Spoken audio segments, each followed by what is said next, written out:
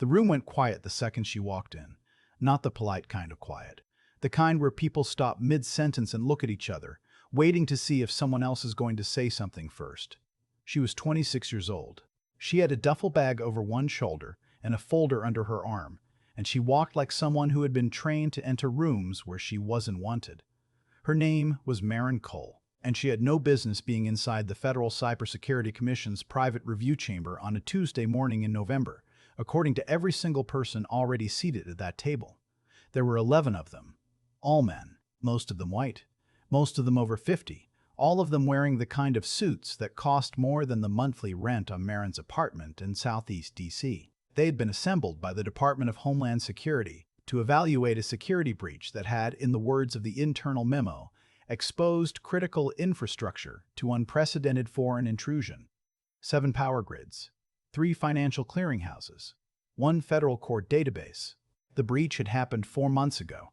No one had solved it. Until 3 weeks ago, when a report landed on the desk of Deputy Director Arthur Pruitt with no cover letter, no institutional header, and no name attached.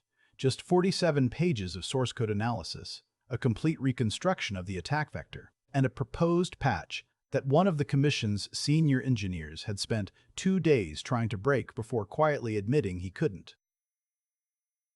That report had come from Maren. She had sent it from a coffee shop in Anacostia.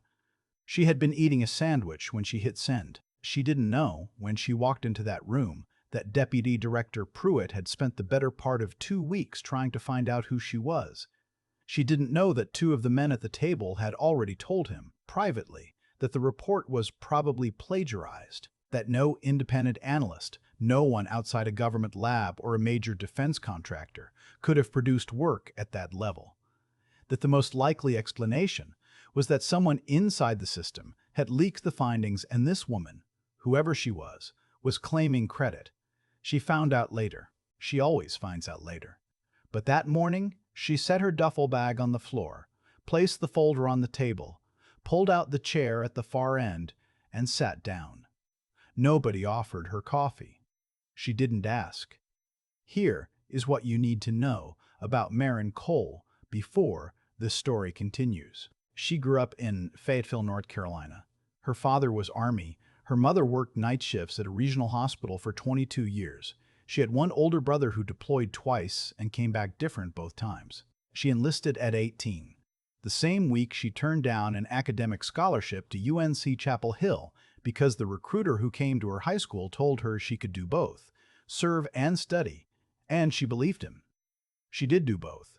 She served 4 years in signals intelligence. She studied on base, on deployments, on transports, in whatever gaps she could find. She separated from the Army at 22 with a clearance rating, a commendation she doesn't talk about, and a self-taught foundation in network security that she had spent every spare hour building because she understood, early, that the battlefield was moving, and she wanted to be useful in the new one. She was not supposed to be remarkable. She was supposed to be a veteran who found work in IT. But Maren Cole had a mind that operated the way very few minds do. She could see a system and understand, almost intuitively, where it wanted to break. She could read code the way other people read faces. She could feel the lie in an architecture before she could articulate why. She had tried to explain this once to a contractor who interviewed her for a junior analyst position at a defense consulting firm in Arlington. He had nodded politely, asked her where she went to college, and moved on. She didn't get the job. She freelanced instead. Small contracts mostly. Security audits for nonprofits, vulnerability assessments for regional hospitals, the occasional pro bono work for organizations that couldn't afford the firms that would have hired someone like her if she had gone to Georgetown instead of enlisting. She was good. She was very good.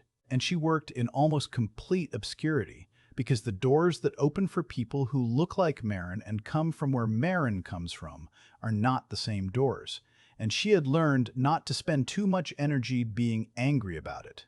She channeled it into the work instead. That's how she found the breach. She had been following the public reporting on the infrastructure attack for weeks. The details that were leaking out, anonymously, to 3 different journalists, were enough for her to identify the method.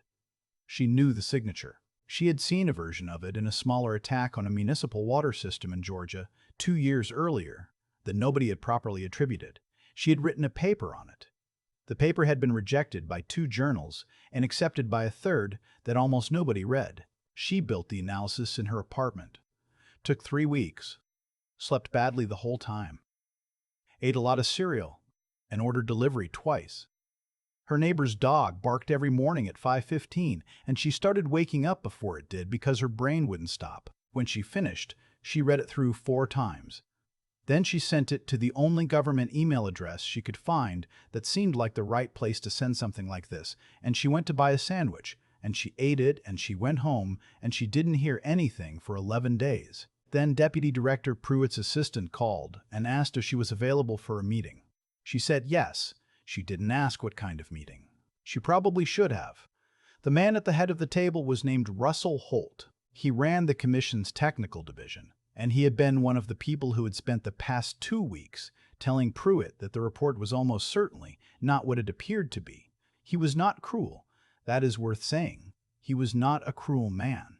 But he was a man who had built his entire understanding of excellence on a very specific set of credentials, and Maren did not have those credentials, and when he looked at her across that table he could not square what he was seeing with what he believed he knew. He introduced himself. He introduced the others. He did not ask Maren to introduce herself, which she noticed. Then he opened a copy of her report and placed it flat on the table in front of him. "We've reviewed your submission," he said. "There are some questions we'd like to go through." "Of course," Maren said, starting with methodology. He tapped the second section. "Your reconstruction of the attack vector relies on a correlation analysis between the breach timestamps and the authentication logs.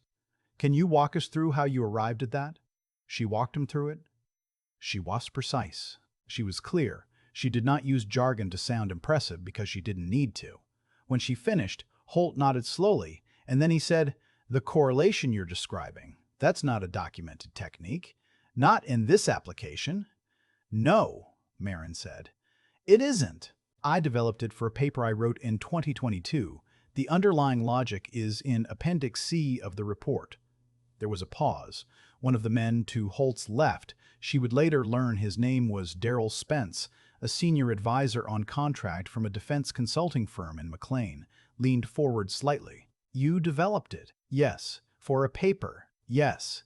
"Published where?" She told him. He had not heard of the journal. She had expected this. "And you have a background in?"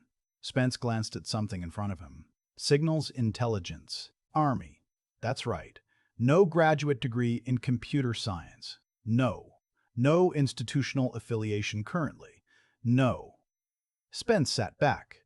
He didn't say anything else. He didn't have to. The silence said it for him. Holt moved to the next section. "Your proposed patch. The implementation timeline you've outlined, 14 days. Our engineers are skeptical." "Which part specifically?" Holt looked up. Something in his expression shifted slightly, as though he hadn't expected her to push back. "The interdependency mapping. You're claiming the patch can be deployed across all 7 grid systems without a coordinated shutdown." "I'm not claiming it. I'm demonstrating it." Pages 31 through 38. She opened her own copy of the report and slid it across the table to him, already turned to the right page. "The key is the sequencing. If you initiate deployment at the secondary nodes first, in this order, you avoid the authentication cascade that would otherwise require a shutdown. It's counterintuitive. That's probably why it's not in the existing literature." Holt studied the page. The room was quiet. Maren waited. "This assumes," Holt said slowly, "that the primary node authentication can be temporarily rerouted through the tertiary verification layer." "Yes."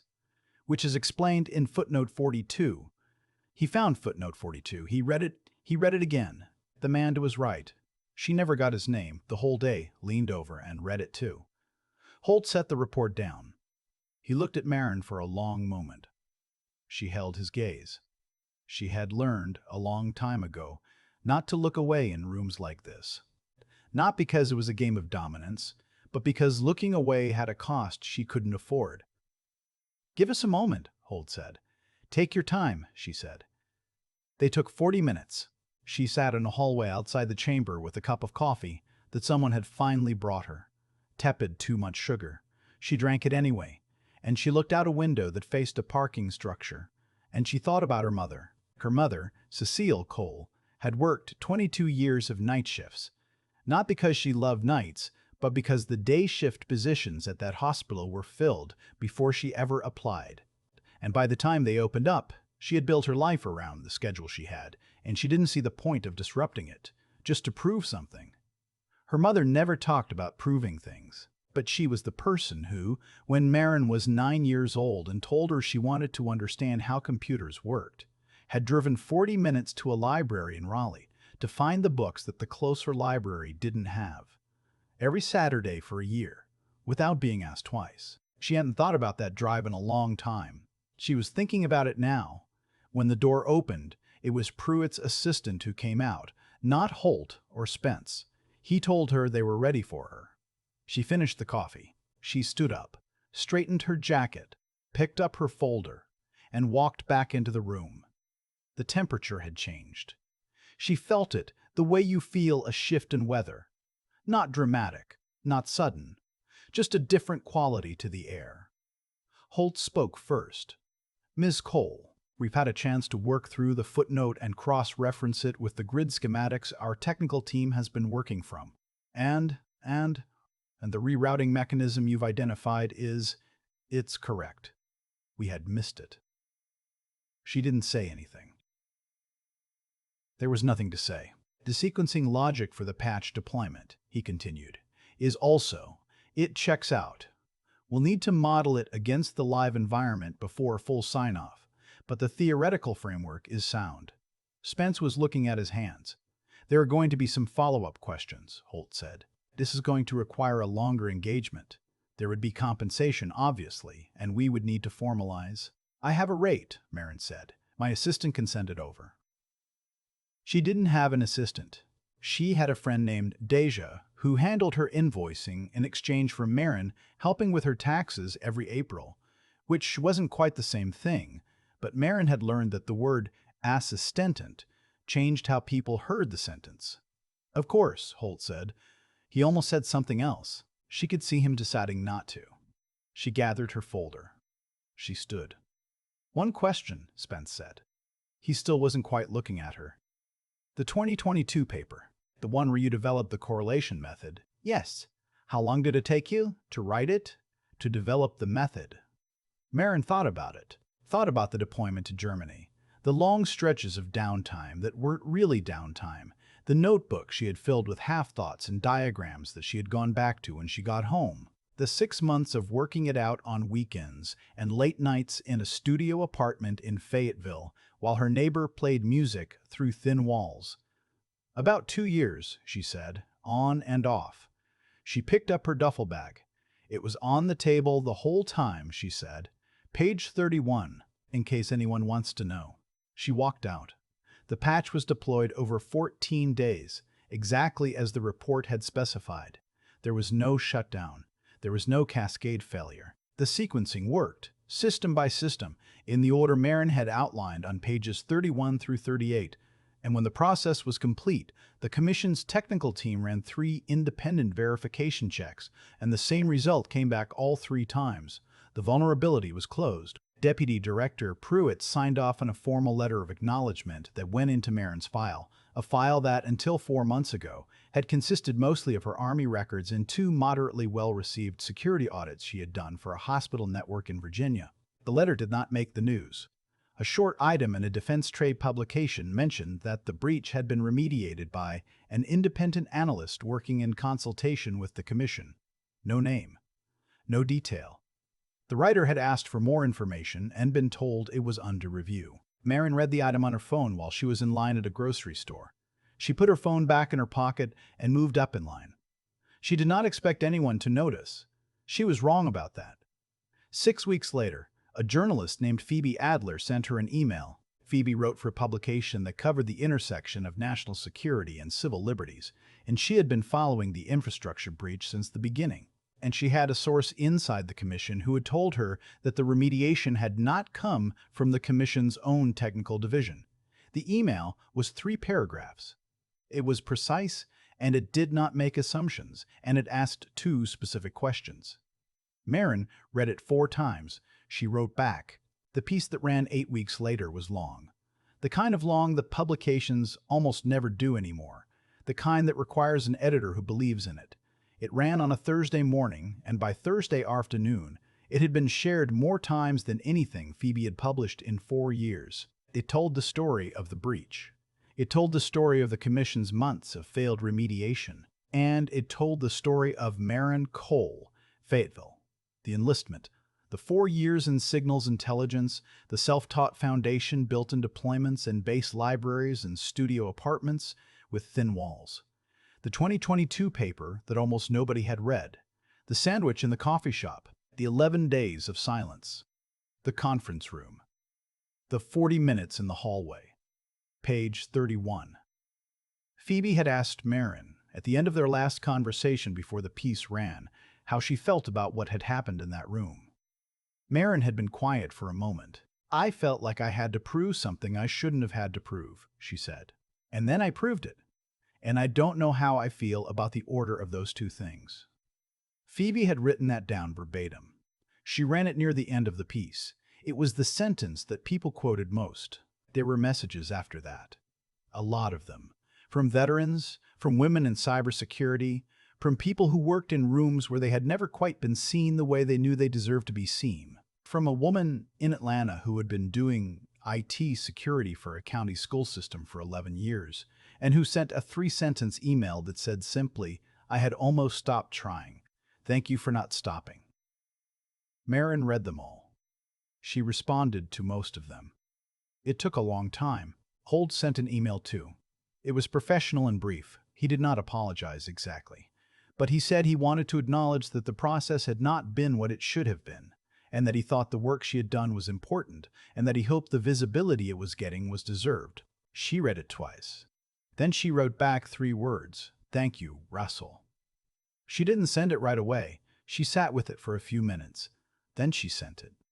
Maren Cole still lives in Southeast D.C. She has a proper contract now with the Commission, one that Pruitt pushed through over some resistance, and that took longer than it should have, and that pays her about 2/3 of what the consulting firm in McLean would have charged for the same work. She is negotiating the other third. She still freelances. She still does pro bono work for organizations that can't afford the firms that won't call her back. She still wakes up before her neighbor's dog. She keeps the 2022 paper in a folder on her desktop. Not because she needs it anymore. She knows it by heart. But because there is a version of her that almost didn't finish it, that looked at the closed doors and the unreturned calls and the interview where the man asked her where she went to college and thought, maybe this is just what it is. That version of her finished the paper anyway. She thinks about that sometimes. When a room goes quiet the second she walks in anyway.